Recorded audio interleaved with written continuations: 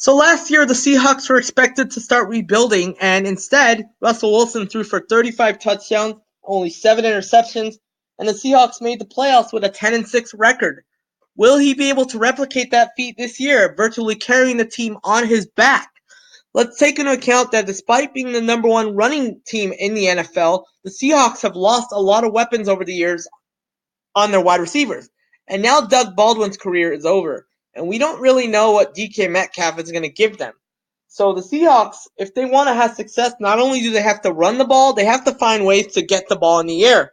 Russell Wilson will not be able to keep throwing the ball, running the ball forever. And they have Tyler Lockett left over as a holdover for them. But they're going to have to find ways to be creative in getting the ball, and they have to find ways to continue playing decently on defense. And I say decently because they're no longer the Legion of Boom. So with that having been said, let's take a look at the Seahawks this season and see if they can make the playoffs for the second year in a row. Open the year against the Bengals, I have Russ Wilson edging them out. Yes, I said edging them out. The Seahawks don't tend to wake up early in the year, and that gets exposed in week 2 as the Steelers blow them away. So the Seahawks will be 1-1 at this point.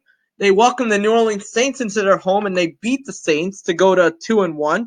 They go into Arizona in week 4, and they fall to the Arizona Cardinals.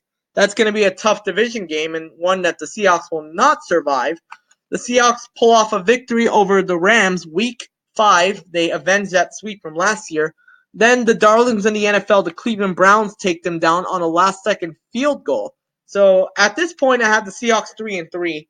Earl Thomas comes into town and helps the Ravens, and he gets revenge on the Seahawks. So the Seahawks are 3-4 at this point. They go into Atlanta and they lose to the Falcons. They fall to 3-5. Things are bad. Everybody's talking about them. Then the Bucks come to town and give the Seahawks a easy win. So by this point, the Seahawks are 4-5. They go into Santa Clara and face what would likely be a team that has Jimmy Garoppolo upright, and the Niners edged them out. So they're going to the bye week at 4-6. Things are looking worse than ever. Coming out of the bye week, they go into Philadelphia, they lose. So this is the worst point of the season they could be. 4-7, things looking absolutely terrible. Monday Night Football, they save themselves with a victory over the Vikings. They go into LA and the Rams are too much for them. They lose to the Rams. Then they go into Charlotte. They beat the Carolina Panthers because Russ Wilson loves playing in Charlotte. They beat the Cardinals to go to 7-8, and then they beat the Niners to end the year at 8-8. But ultimately, they will miss the playoffs this season.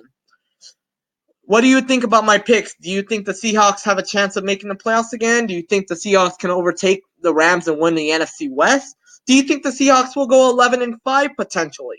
Let me know in the comments. Like, share, and subscribe. Thank you very much.